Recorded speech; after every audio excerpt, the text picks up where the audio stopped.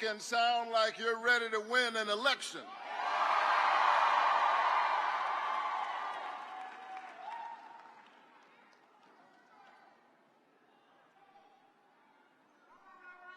I want, first of all,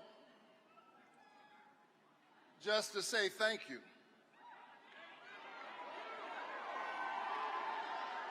Thank you. I love you back. Thank you. Thank you for the honor of my life. It's a special thing for the people of your state to say that when we consider our families, when we take stock of the moment and of the future, we want you to represent us in high office. That's a sacred trust. I'm honored to be here with you, and I'm so deeply honored to be here with my friend, my colleague in so many struggles together, and the next governor of Georgia, Stacey Abrams.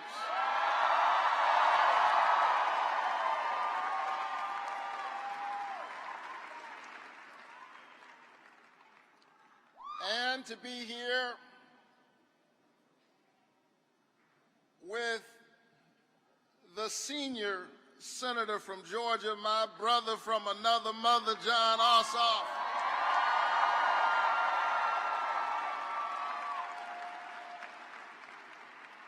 And with the 44th President of the United States of America, Barack Obama.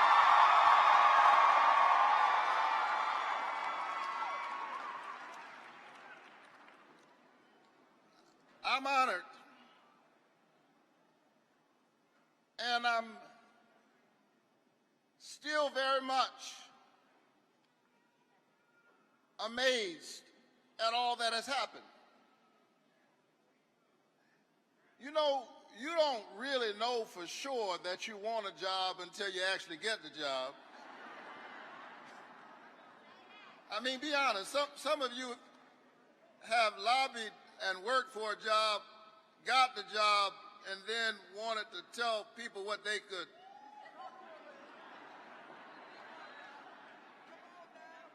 I want you to know that, as corny as it sounds, because I have committed my whole life to service, because I've always wanted my life to count and to make a difference in the places that matter, particularly for the most marginalized members of the human family. It sounds corny, but every 3 or 4 days I pinch myself because I can't believe that the people of Georgia gave me the amazing honor of representing you in the United States Senate.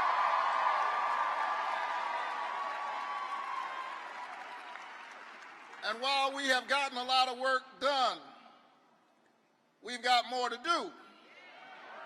We're here tonight because we have unfinished business. Are you ready to get it done?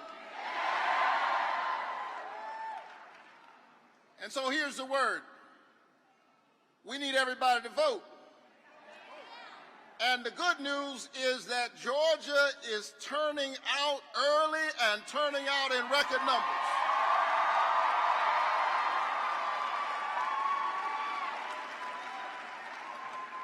And we are turning out because we know that a vote is a kind of prayer for the world we desire for ourselves and for our children. We're turning out because we know that your vote is your voice and your voice is your human dignity.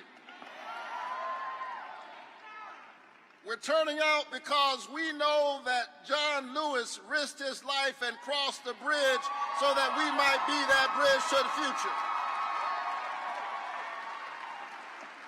We're turning out because we know Schwerner, Cheney, and Goodman, 2 Jews and an African American, lost their lives so that John Ossoff and Raphael Warnock, a Jewish man and an African-American man, can serve in the United States Senate.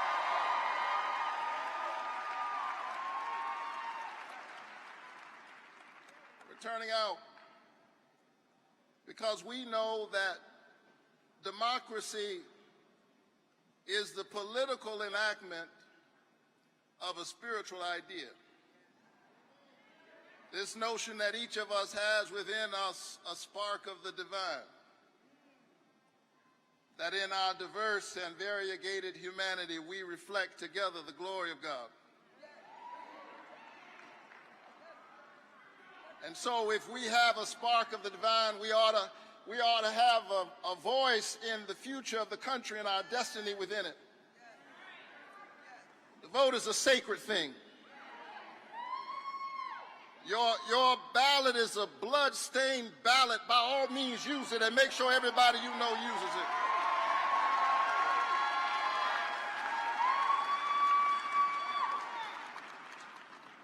Long before I served in the United States Senate, long before I became the pastor of Ebenezer Baptist Church, where Martin Luther King Jr. served and preached, I was a kid growing up on the west side of Savannah, Georgia. You're looking at a kid from the Caton Homes housing projects. My mother and my father poured into me a fierce work ethic. My dad didn't let you sleep late. He said, get up, get dressed, put your shoes on. My mother from Waycross, Georgia, grew up in the 1950s picking somebody else's tobacco, picking somebody else's cotton, but she stood with you in 2020 and the wrinkled hands that used to pick somebody else's cotton and pick somebody else's tobacco picked her youngest son to be a United States Senator.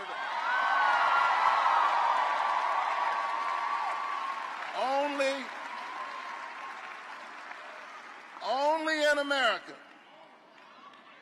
is my story possible. And so I'm not about to give up on the country, and I'm not about to give in to the demagogues who are trying to sow the seeds of division because they have no vision. I'm going to stand up for the best in the American spirit. And Georgia, you're leading the way because you sent me to the Senate and because I haven't forgotten about the bridge that brought me over. Good public policy like the Head Start program, I'm an alum. Upward Bound and low-interest student loans and Pell Grants. Because I haven't forgotten, I was proud to cast my vote and pass the single largest tax cut for middle and working class families in American history. It's the expanded child tax credit.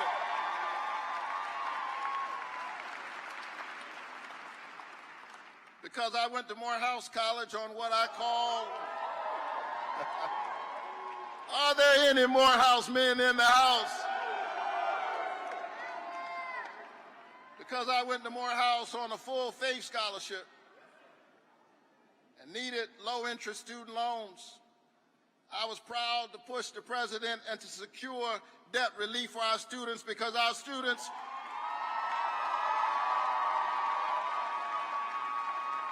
our young people should not have a mortgage before they have a mortgage.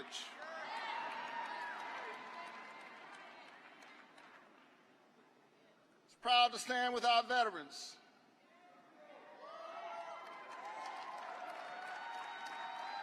Proud to stand with our law enforcement officers in big cities and in small towns.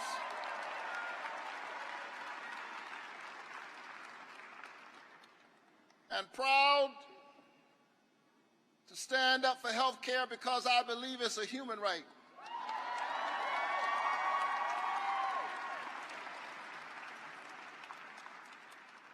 I got arrested a couple of times fighting for health care. In fact, I got arrested one time in the United States Capitol in the rotunda, but because of what you did, every single week I pass through that rotunda on my way to my office where I write bills to expand health care.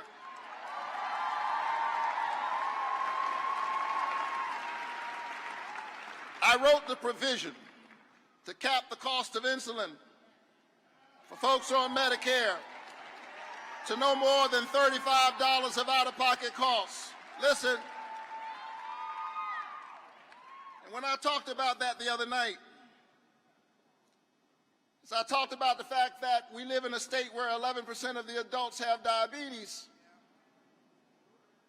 and that insulin is a drug that's been around for 100 years, and that they're price gouging the insulin. When I pointed out the ways in which there are bad corporate actors who are gouging a drug that people need that's been around for 100 years, you know what my opponent said? He said they just need to eat right.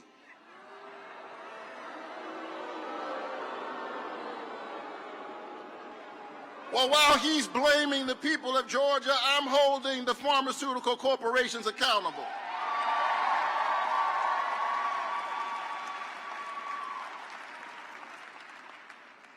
You can't lead the people unless you love the people. You can't love the people unless you walk among the people. You actually have to know stuff to do this job.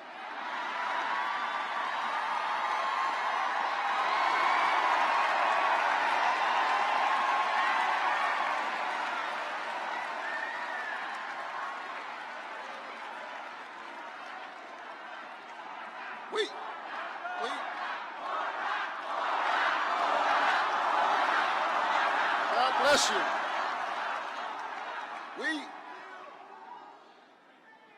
We capped the cost of prescription medicine for seniors so they wouldn't have to choose between buying groceries and buying medicine.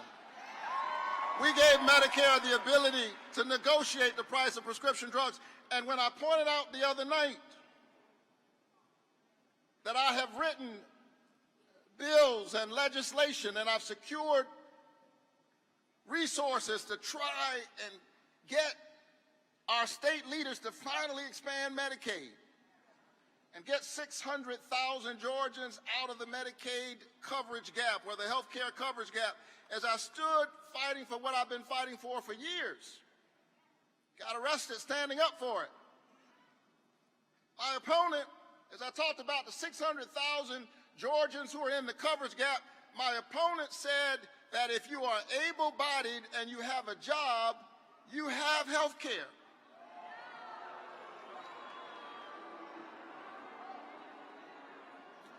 Where has he been? Does he know any ordinary people? Does he know any hard-working, struggling Georgians?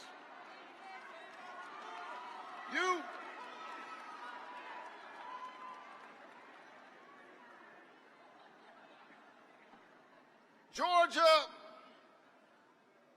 deserves a senator who understands the struggles of hard-working families, those folk that we called in the midst of a pandemic essential workers. Well, if they are essential workers, they deserve an essential wage. They deserve essential health care.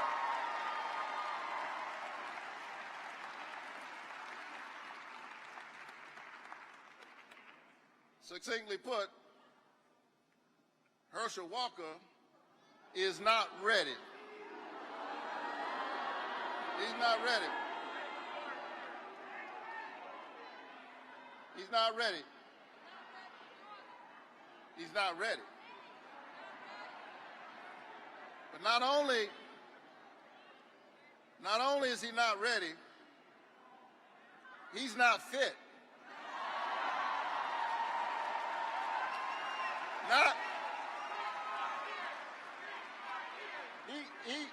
He's not fit, not to represent the people of Georgia. You have to be able to trust the person who's in this office. And listen, it gives me no pleasure to say this kind of thing.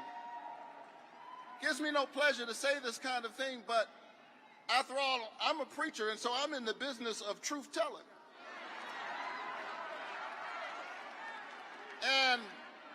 This is a man who lies about the most basic facts of his life.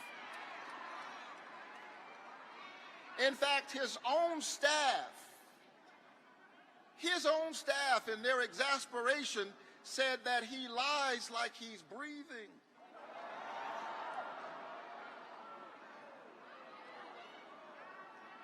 And we all saw it with our own eyes. He wears his lies quite literally as a badge of honor.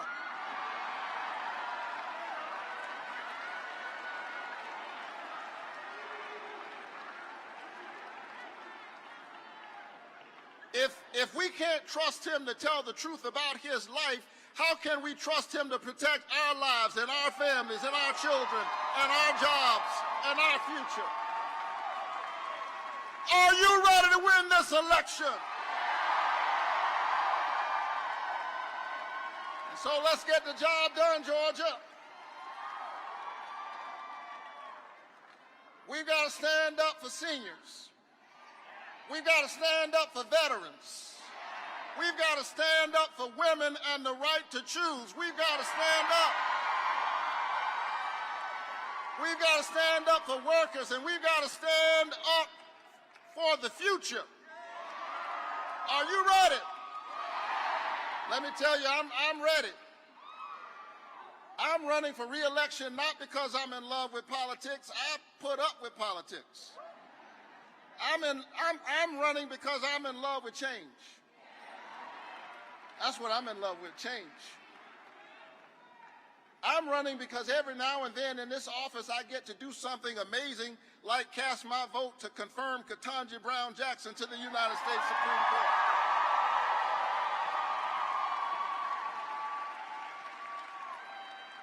And as I close, and nobody believes a Baptist preacher when he says, as I close. As I close, I'll never forget the day we confirmed her. The whole chamber was full. The vice president was sitting in the chair. My colleague and friend, Senator Cory Booker, and I were standing there talking to the vice president, waiting on the vote to open.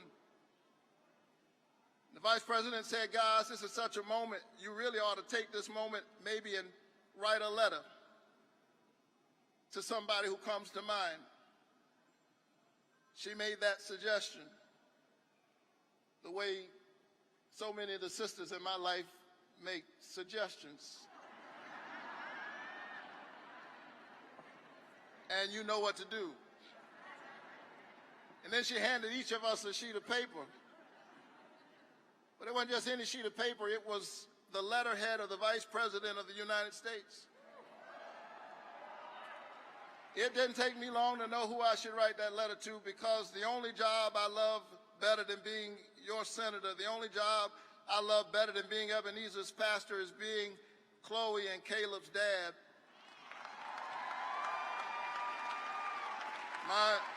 My precious 6-year-old daughter, my almost 4-year-old son. And so I sat down and I wrote a letter.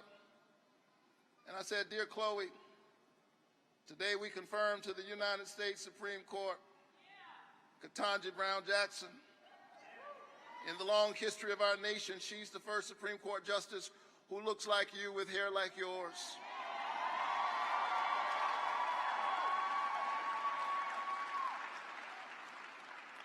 And while we were confirming her, a friend of mine, the vice president, suggested that I write a letter. She's the first vice president who looks like you. I write just to say that in America,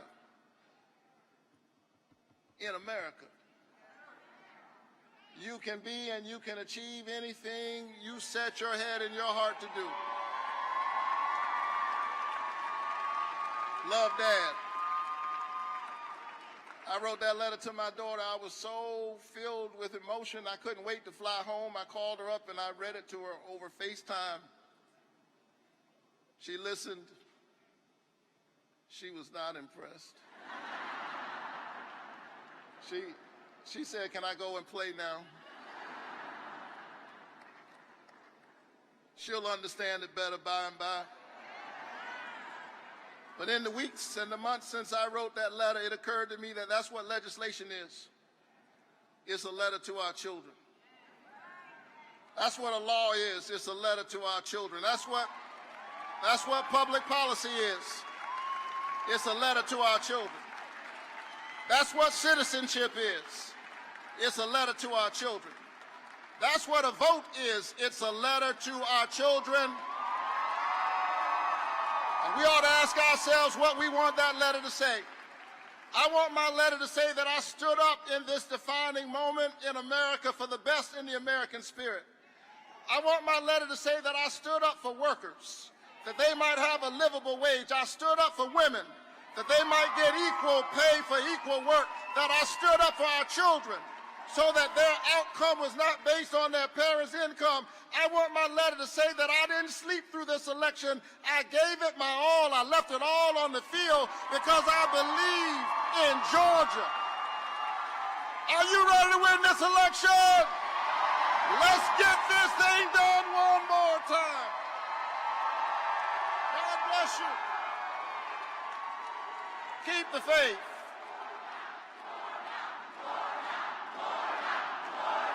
Thank you.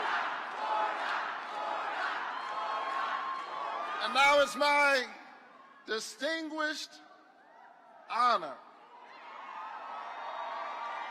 to introduce a man and a brother who needs no introduction, our friend, the 44th President of the United States, Barack Obama.